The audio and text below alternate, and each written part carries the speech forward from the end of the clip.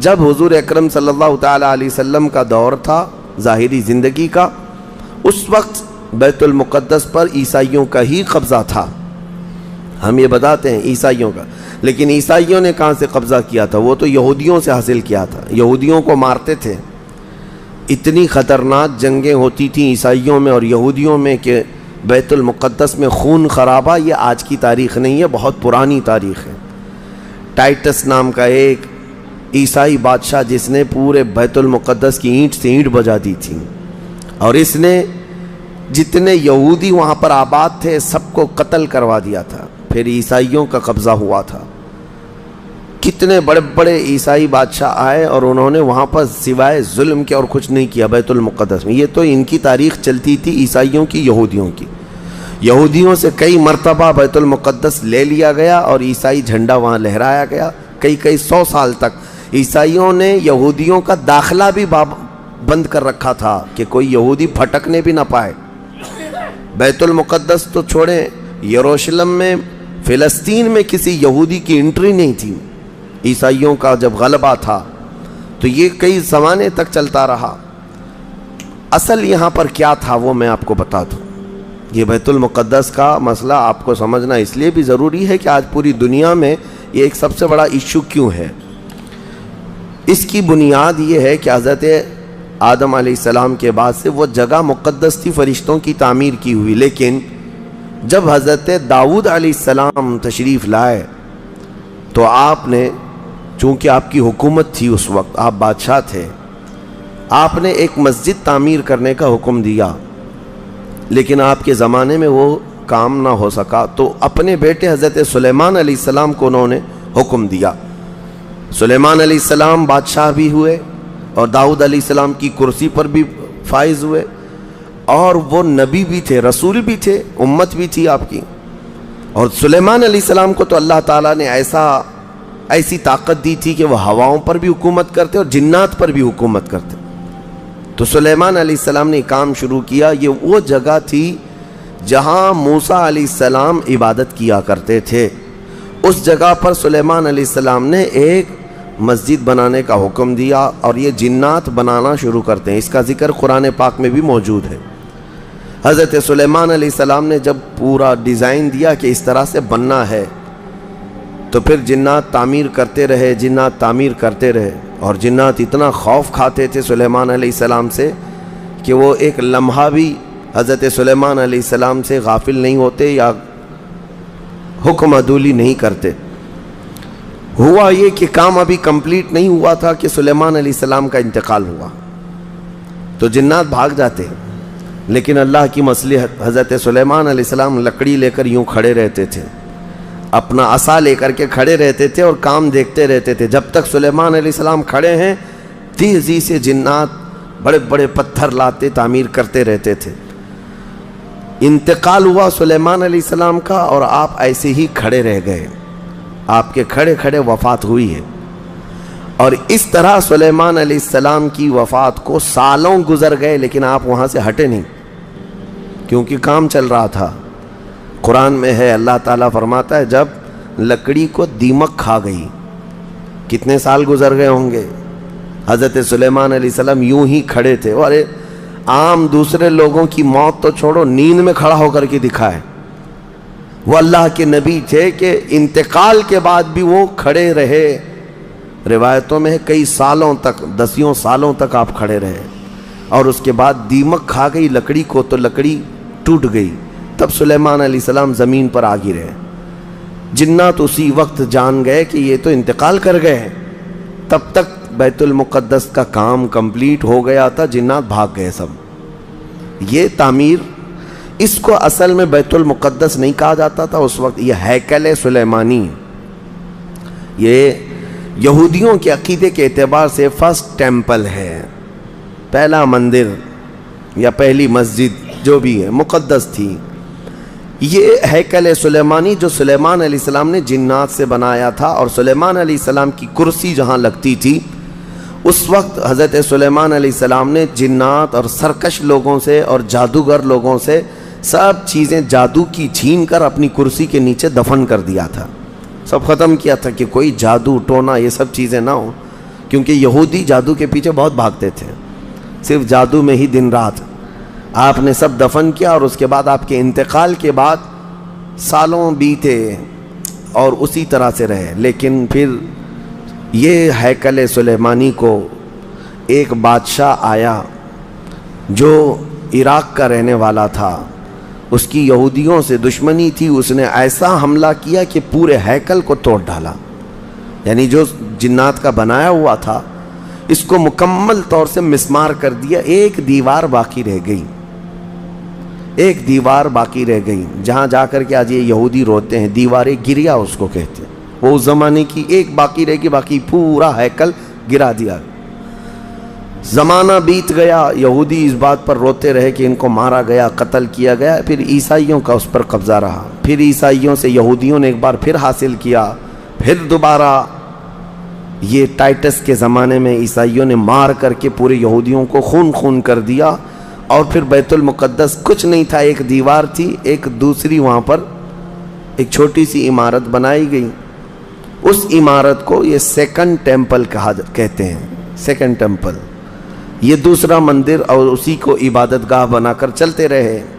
زمانہ بیتا یہاں تک کہ حضور صلی اللہ تعالیٰ علیہ وسلم کی نبوت کا اعلان ہوا، پھر اس کے بعد 23 سال گزرے، پھر آپ کی وفات کے بعد صدیق اکبر کا زمانہ آیا، پھر سیدنا عمر فاروق کا زمانہ آیا۔ تقریباً یہ 26-28 ہجری کی بات ہے، حضرت عمر کے دور میں۔ پھر حضرت عمر فاروق کے دور میں جو فتوحات ہو رہی تھی، اسلام پھیلتا جا رہا تھا، تب صحابہ کے ایک لشکر کو حضرت عمر نے فلسطین بھی بھیجا، جس میں حضرت ابو عبیدہ بن جراح بھی تھے۔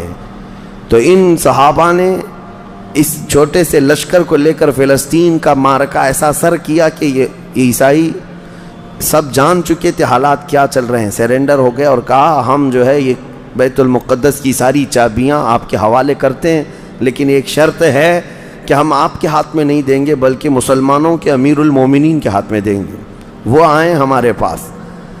تو وہاں جو صحابہ تھے انہوں نے خط لکھ کر بھیجا حضرت عمر کو، حضرت عمر مدینے میں تھے، کہا ٹھیک ہے میں آ رہا ہوں۔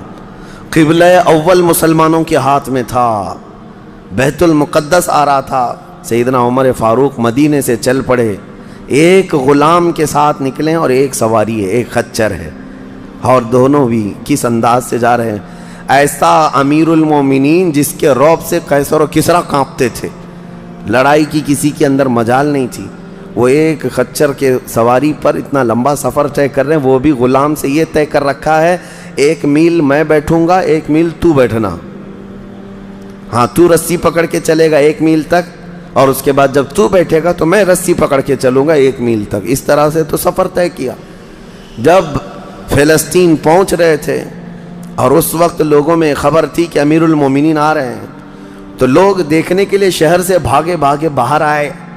اتفاق ایسا کہ اس وقت خچر گھوڑے پر بیٹھنے کی باری غلام کی تھی اور نکیل رسی حضرت عمر کے ہاتھ میں تھی۔ دوڑے ہوئے لوگ آئے جو نہیں پہچانتے تھے، عیسائیوں نے امیر المومنین کہہ کر اس غلام کا استقبال کیا کہ تشریف لائیں۔ تب جو صحابہ تھے وہاں پر انہوں نے پکار کر کہا نادانو، وہ امیر المومنین نہیں، رسی پکڑا ہوا امیر المومنین ہے، یہ امیر المومنین ہے۔ پہلی مرتبہ ان اعلیٰ اخلاق و کردار کو عیسائیوں نے دیکھا تھا کہ وقت کا خلیفہ کوئی گھوڑے کی رسی پکڑ کر کے بھی چلتا ہے، تو بہت متاثر ہوئے، اور اس کے بعد بنا کسی جنگ کے حضرت عمر فاروق رضی اللہ تعالیٰ عنہ بیت المقدس میں داخل ہوئے، اور ان عیسائیوں نے جو کچھ بھی وہاں پر کیا تھا اس کو نکالا۔ پھر حضرت عمر فاروق رضی اللہ تعالیٰ عنہ نے پہلی اذان دینے کا حکم فرمایا، وہ ظہر کی اذان تھی، آپ نے وہاں پر نماز پڑھائی۔ پھر اس کے بعد یہ سلسلہ چلتا رہا۔ اب اس میں تفصیل ہے، عیسائیوں کو اسی طرح ہم بھی بھگاتے، مسلمان بھی بھگاتے، جیسے یہ یہودیوں کو بھگاتے تھے، تو انہیں آج بولنا چاہیے تھا کہ مسلمانوں نے زبردستی قبضہ کیا۔ حضرت عمر فاروق کا عام اعلان تھا کہ جو یہاں پر رہنا چاہے اس کے لیے کھلی آزادی ہے، حتیٰ کہ عیسائیوں کا چرچ بھی تھا پرانا، حضرت عمر نے کہا اس کو توڑا نہ جائے، اس میں عبادت جو ہوتی ہے ان کو اپنی عبادت کرنے دیا جائے۔ حضرت عمر چاہتے تو اینٹ سے اینٹ بجا دیتے، نکال کر صاف کر دیتے، لیکن آپ نے کھلی اجازت دی، اور عیسائی ویسے ہی باقی رہے۔ 400 سال تک یہ سلسلہ چلتا رہا۔ پھر فاطمی دور آیا، یعنی بنو عباس کی خلافت ختم ہوئی۔ فاطمیوں کا غلغلہ تھا، انہوں نے خلافت سنبھالی، لیکن وہ مضبوط نہیں تھے، کمزور خلیفہ آئے، جس کی وجہ سے صلیبی طاقتیں جتنی بھی تھیں سب آ کر کے اس خلیفہ پر قبضہ جما لیا، اور بیت المقدس میں اجازت پہلے مانگ لی کہ ہمیں آنے جانے کی اجازت دی جائے۔ جب آنے جانے کی اجازت مل گئی تو پورے علاقے پر زبردستی غاصب قبضہ کر کے وہاں سے سارے مسلمانوں کو ختم کر دیا، بہت مسلمانوں کا قتل کیا۔ فلسطین کی سرزمین یہودیوں کے قتل سے بھی بھری ہے، مسلمانوں کے قتل سے بھی بھری ہے، اور یہودیوں نے عیسائیوں کا بھی قتل کیا ہے، لیکن مسلمانوں کا قتل عام کر کے یہ زبردستی فائز ہوئے ہیں کس پہ؟ بیت المقدس پر۔ یہ قبضہ جو ہے 87 ایئرز تک چلتا رہا، 87 سال تک۔ یہ اس وقت کا المیہ تھا کہ مسلمان خلیفے تھے، گورنر تھے، بہت سارے حکمران تھے، رونا روتے تھے، لیکن کوئی آگے بڑھنے کو تیار نہیں تھا۔ کردستان کا ایک شہزادہ صلاح الدین ایوبی، جو نور الدین زنگی کے شاگرد تھے اور ان کی فوج کے سپاہی تھے، ان کو یہ روزانہ خبریں تھی کہ بیت المقدس میں سب کچھ اجاڑ دیا گیا ہے، مسلمانوں کی اذان بند ہے، وہاں نہ جمعہ کا خطبہ ہو سکتا ہے، نہ ہی عبادت کے لیے وہاں پر نماز پڑھی جا سکتی ہے۔ ایک دن گزر رہے تھے، انہوں نے ایک لکڑی کا ممبر بنوایا اور پھر عزم کر لیا کہ یہ ممبر میں بیت المقدس میں رکھ کر کے رہوں گا اور اس سے خطبہ دیا جائے گا۔ وہ ان کا عزم تھا اور اس پر لے کر کے چلتے رہے۔ تقریباً آپ نے 17 جنگیں لڑی ہیں، 17 جنگیں لڑی، اور صلاح الدین ایوبی کو جو درپیش مسائل تھے وہ کہا گیا ہے کہ پہلے تو انہوں نے جو روڈ میپ بنایا تھا اس حساب سے ان کو 2 سال کے اندر یہ جنگوں میں فتح کر لینا تھا۔ 2 سے 4 سال کے اندر ان کے دماغ میں یہ تھا کہ بیت المقدس کو میں حاصل کر لوں گا، لیکن فرماتے ہیں کہ اپنوں کی مخالفت اتنی تھی، جگہ جگہ سے کوئی مسلمان بیٹھا ہوا ہے، نواب بیٹھا ہے، کہیں کوئی کسی چھوٹے علاقے کا خلیفہ، کوئی گورنر، سب پکڑ پکڑ کر کے ان کی ٹانگ کھینچیں، ان کے فوجیوں میں ورغلائیں اور الگ الگ وسوسے ڈالیں، جس کی وجہ سے پہلے اپنوں سے بھڑتے بھڑتے آپ کو 18 سال لگ گئے۔ بیت المقدس پھر پہنچے، صلیبیوں سے معرکہ آرائیاں ہوتی رہیں، پھر وہ 87 سال کے بعد صلاح الدین ایوبی نے دوبارہ بیت المقدس کو ان عیسائیوں سے پاک کیا، اور آپ نے وہ ممبر وہاں پر لگایا اور تاریخی خطبہ عطا کیا تھا۔ اس کے بعد وہ بیمار ہو گئے صلاح الدین ایوبی رحمۃ اللہ تعالیٰ علیہ۔ 17 جنگیں جس نے لڑیں، اور عیسائی آج بھی صلاح الدین کے نام سے ڈرتے ہیں، اور بہت سارے تعریف بھی کرتے ہیں کہ ایسا جرنیل ہم نے دیکھا ہی نہیں دنیا میں صلاح الدین ایوبی کی طرح۔ وہ خون کا پیاسا نہیں تھا، وہ امن کا پیاسا تھا۔ کتنے تو قیدی ایسے آتے تھے جن کو وہ صرف ایگریمنٹ کر کے آزاد کر دیتا۔ عیسائی اس بات پر آج بھی اقرار کرتے ہیں کہ جنگوں میں قید جو ہونے والے کو کوئی چھوڑتا نہیں ہے، لیکن صلاح الدین ایوبی ایک نہیں لاکھوں لوگوں کو آزاد کیا ہے، 1000 بھی نہیں، لاکھوں لوگوں کو آزاد کیا ہے صلاح الدین ایوبی رحمۃ اللہ تعالیٰ علیہ۔ اللہ ان کی تربت پر کروڑوں رحمتیں نازل فرمائے۔ حیرت کی بات یہ ہے کہ ان کا آخری وقت آیا تو رونے لگے، بستر پر رو رہے تھے۔ لوگوں نے پوچھا کہ کیا بات ہے؟ صلاح الدین ایوبی کہتے ہیں میں نے منت مانگی تھی اللہ سے کہ اے اللہ بیت المقدس فتح ہو جائے تو میں حج پہ جاؤں گا۔ کہا تو پھر کیا ہوا؟ کہا میرے پاس اتنے پیسے نہیں ہیں کہ میں حج کر سکوں۔ یہ وقت کا وہ عادل حکمران جس کی تاریخ عدل سے بھری ہوئی ہے، لیکن یہ بھی تاریخ ہے کہ مال لوٹ کر کے اگر اپنا محل بنایا ہوتا تو صلاح الدین کے بہت سارے آج محلات ہوتے، لیکن وہ آخر وقت بستر پر اس غم سے رو رہے تھے کہ میرے پاس حج پہ جانے کے لیے پیسے نہیں ہیں۔ جس کے زیر نگیں کتنے علاقے آتے تھے اس وقت، بہت سارے علاقوں کا وہ خلیفہ۔ لیکن میرے عزیزو، اسلام کی سچی تاریخ ایسے ہی خلفاء سے ہے، ایسے ہی خلفاء سے نظام ہے۔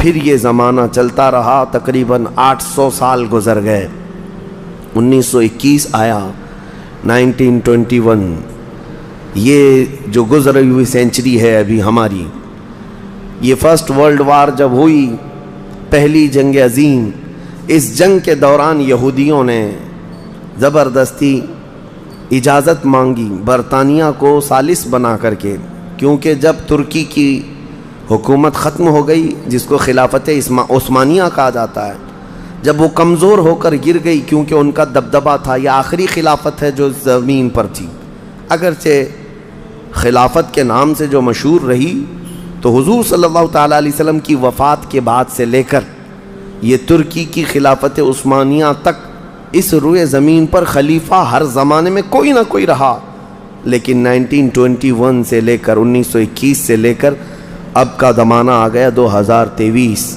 اتنے سال، 100 سال گزر گئے، پوری دنیا میں اب کوئی خلیفہ مسلمانوں کا نہیں رہا۔ بادشاہ تو بہت سارے ہیں، امیر المومنین اور خلیفہ کے نام سے اس روئے زمین پر اب کوئی نہیں۔ ان ظالموں نے ہماری خلافت کے نظام کو مار ڈالا، ختم کیا، خلافت کو زمین سے ختم کیا۔ اب لوگوں کو نیا لگتا ہے کہ خلافت کا مطلب کیا ہے۔ خلافت ایک نظام ہے، پورا نظام ہے۔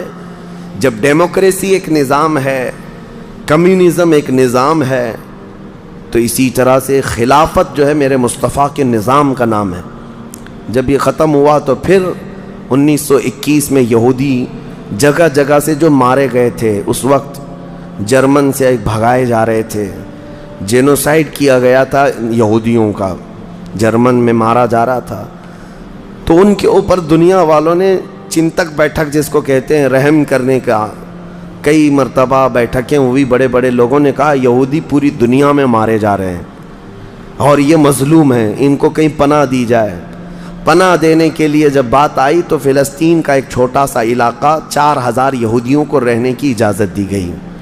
1921 سے 4000 یہودیوں کو رہنے کی اجازت دی گئی، اور پھر جب وہ 4000 یہودی رہے تو بڑھتے بڑھتے دنیا بھر سے لوگ ہجرت کر کے یہودی وہاں جاتے رہے، اور تقریباً 1948 1947 1947 جب ہمارے ہاں آزادی کا مسئلہ چل رہا تھا، تب تک یہودی جو ہے لاکھوں کی تعداد میں وہاں جمع ہو چکے تھے، اور جمع ہو کر کے ان لوگوں نے، اور اسی وقت ہٹلر کا دور بھی ختم ہوا تھا، اور ہٹلر نے ان کو بہت مارا تھا، جس کو ہولوکاسٹ کہا جاتا ہے، اور بہت زیادہ ظلم کیا تھا۔ تو یہ سب بھاگ کر کے فلسطین میں جمع ہوئے، اور پھر ایک ایگریمنٹ سائن کروا لیا گیا دنیا کی بڑی بڑی طاقتوں سے کہ یہ اسرائیل ایک کنٹری ہے۔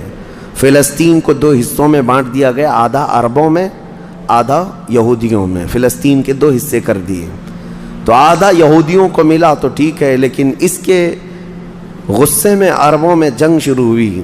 1948 کے بعد پھر جنگوں کا آغاز ہو گیا، جارڈن، سیریا، مصر، ان لوگوں نے اسرائیل کے ساتھ، انہوں نے نئی کنٹری کا نام اسرائیل رکھا تھا، جنگ کیا۔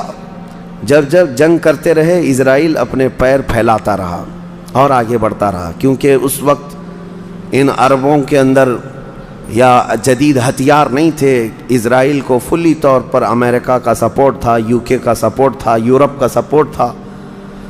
ان تینوں ملکوں کے ساتھ بڑی خوفناک جنگوں میں ان کو پیچھے ڈھکیل دیا گیا، بلکہ جو صحرائے سینا تھا مصر کا، وہ بھی اسرائیل نے قبضہ کر لیا۔ طور سینا جس کو کہتے ہیں، کوہ طور، وہ بھی ان کے لیے مقدس تھا، وہ بھی حاصل کر لیا۔ پھر اس کے بعد دوسری جنگ بھی ہوئی تھی مصر کی، تب مصر نے وہ علاقہ واپس لیا اور اسرائیل کو سمیٹنے کی کوشش کرتے رہے۔ 3 بڑی جنگوں میں ہوا یہ کہ جب جنگ ہوتی رہی، اسرائیل پھیلتا رہا۔ پھر 1978 کے قریب یا 75 کے آس پاس اسرائیل نے پورے طور پر فلسطین کا کنٹرول اپنے ہاتھ میں لے لیا، جس میں بیت المقدس بھی چلا گیا۔ یہ ہے تاریخ میں آدم علیہ السلام کے زمانے سے لے کر یہاں تک کی بتا رہا ہوں، مختصر جھلکیاں۔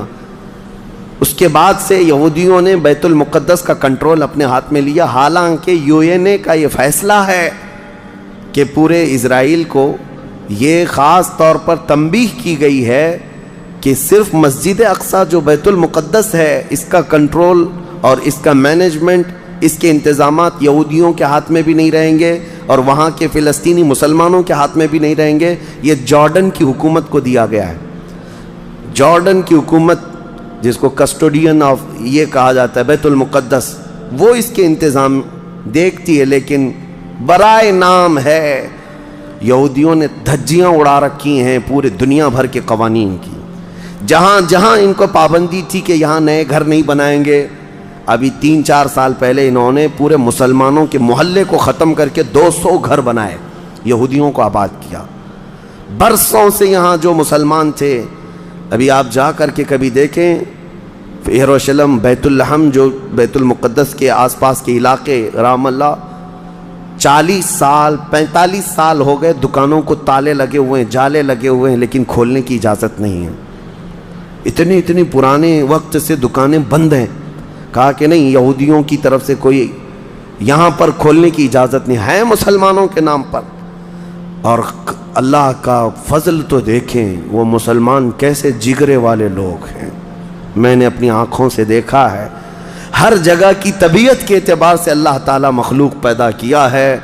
ان ظالم غاصب اسرائیلیوں کو ہم نے دیکھا، یہ بندوق تانے بیت المقدس کے ہر دروازے پر کھڑے رہتے ہیں، اور مسلمانوں کا فلسطینی 8 سال کا بچہ آتا ہے، اس کی نال یوں پھینک کر کے مسجد میں اندر جاتا ہے، نماز پڑھتا ہے، پھر نکلتا ہے، اور وہ فوجی دیکھتا رہ جاتا ہے، کچھ نہیں کرتا۔ بسا اوقات گولیوں سے برساتے ہیں۔ روزانہ کا معمول یہ ہے، رات کو گولیوں کی بارش ہوئی، سمیٹ کر کے ختم کیا گیا، زخمی ہاسپٹل میں گئے، دوسرے دن دیکھا عصر کے بعد بیت المقدس کے باہر صحن جو ہے وہاں پر پھر عورتیں، بچے، سب جو روزانہ عصر سے لے کر مغرب تک اپنی روٹیاں، اپنے کھانے لے کر کے آتی ہیں، بیٹھتی ہیں، ایسا لگتا ہے یہاں کچھ ہوا ہی نہیں، کچھ ہوا ہی نہیں۔ مائیں بچوں کو بچپن سے یہ چیز ڈال دیتی ہیں کہ بیٹا اگر تو ابھی گھر سے گیا نماز کے لیے تو ہمیں یہ یقین نہیں ہوتا کہ تیرا جسم آئے گا کہ تیری لاش آئے گی۔ ہر ماں کا یہ وہاں پر جذبہ ہے، اور یہ حدیث پاک میں موجود ہے۔ میرے آقا صلی اللہ علیہ وسلم نے فرمایا، لا تزال طائفۃ من امتی، میری امت میں سے ایک جماعت ایسی رہے گی جو قیامت تک حق کے لیے لڑتی رہے گی، اور اللہ ان کا ناصر و مددگار ہوگا۔ بیت المقدس کی یہ تاریخ آج، بیت المقدس کو انہوں نے خون میں نہلا رکھا ہے، یہودیوں کا زبردستی اس پر قبضہ ہے۔ اب یہ چاہتے کیا ہیں، یہ بھی میں آپ کو بتا دوں، یہ چاہتے ہیں کہ یہ مسجد اقصیٰ جو تعمیر ہوئی، یہ حضرت عمر کے حکم سے ہوئی، پھر اموی خلفہ جب آئے، خلیفہ ولید بن عبد الملک، اس نے پوری مسجد بنوائی، اور یہ جو پیلا گنبد آپ دیکھتے ہیں، قبۃ الصخرہ، جو مسجد اقصیٰ سے جس کو مشہور کیا گیا ہے، یہ قبۃ الصخرہ ہے، ڈوم آف راک جس کو کہتے ہیں۔ یہ اصل اس سے لگی ہوئی ہے بیت المقدس کی مسجد پرانی، اس کو شو نہیں کرتے، اس کو یہ گرا کر کے، اس کو پورا زمین بوس کر کے 3rd ٹیمپل بنانے کا پلان ہے۔ ان کو یہ چاہیے کہ حضرت داؤد علیہ السلام کے زمانے میں جو کام شروع ہوا تھا، سلیمان علیہ السلام نے جو مندر بنایا تھا، جو ٹیمپل بنایا تھا، ہم اس کو اسی جگہ تعمیر کریں گے۔ تو بیت المقدس، مسجد اقصیٰ کی دیوار سے دیوار انہیں گرانا ہے، اس کے لیے یہ کیا کیا سازشیں کرتے رہے، کھدائی کرتے رہے کہ یہاں پرانا خزانہ ہے، فلاں چیزیں ہیں، ثبوت نکالنا ہے۔ کتنا دیواروں کو ہلانے کے لیے آرٹیفیشیل زلزلے لائے گئے، مصنوعی طور پر یہ زمین ارتھ کویک لائے گئے کہ مسجد اقصیٰ گر جائے، لیکن اللہ کی مرضی جب تک چاہے۔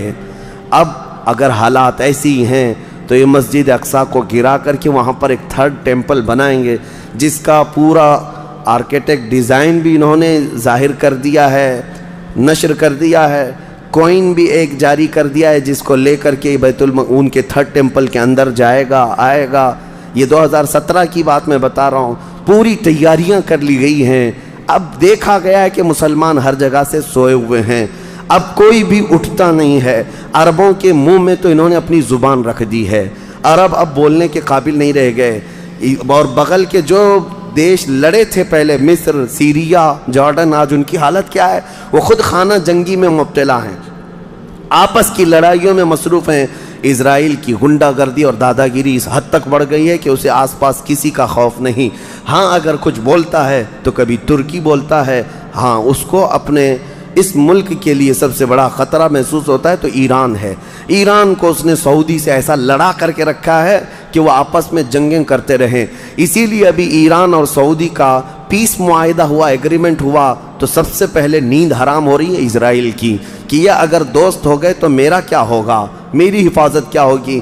اسرائیل حماس کو مدد کرتا ہے جو غزہ میں ایک علاقہ باقی رہ گیا مسلمانوں کا جو فلسطین کے اندر ہے، جو آج تک لڑ رہے ہیں، آج تک راکٹ داغتے ہیں، اسرائیل کے ساتھ لڑتے ہیں۔ 20,000 کی تعداد ہے وہ بیچاروں کی، 20,000 کی تعداد ہے۔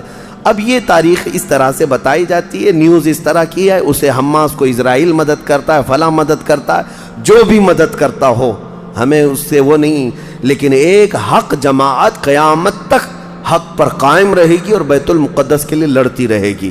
پھر وہ دن آئے گا جب میرے آقا صلی اللہ تعالیٰ علیہ وسلم کی حدیث پاک ہے، خراسان سے ایک جماعت نکلے گی، خراسان سے ایک جماعت نکلے گی۔ خراسان پہلے کے دور میں رشیا کا کچھ حصہ، افغانستان کا کچھ حصہ، ایران کا کچھ حصہ، ایک پورا بڑا نقشہ ہے، اس کو پرانا خراسان آپ دیکھیں گے۔ خراسان سے ایک جماعت نکلے گی، ان کے ہاتھ میں کالے جھنڈے ہوں گے۔ میرے آقا نے فرمایا وہ اتنی تیزی سے نکلیں گے کہ دنیا کی بڑی سی بڑی طاقت ان کا راستہ نہیں روک سکے گی، اور وہ سیدھے جھنڈے لے جا کر کے بیت المقدس میں نصب کریں گے، اور پھر اسلام کا پرچم وہاں سے بلند کیا جائے گا۔ یہ قیامت کے قریب ہونا ہے۔ اب میں اس بات پر اپنی گفتگو ختم کرتا ہوں۔ دعائیں تو ہیں کہ اللہ تعالیٰ بیت المقدس کو آزاد کرے، لیکن یہودی جتنے دن ناچتے رہیں گے، دندناتے رہیں گے، ایک دن آنا ہے دنیا اوپر سے نیچے ہو جائے، نیچے سے اوپر ہو جائے، مگر میرے مصطفیٰ کا فرمان ہو کر رہے گا انشاءاللہ، اور غلبہ اسلام آ کر رہے گا۔ آج یوم القدس کے طور پر پوری دنیا میں یہ بات منائی جا رہی ہے۔ میں بچوں میں یہ انفارمیشن نقل کرنا چاہتا ہوں کہ بچوں یاد رکھو ہمارا بیت المقدس سے کیا رشتہ ہے، ہمارا کیا تعلق ہے، اور ہمارے لیے وہ کتنی عظمت والی جگہ ہے۔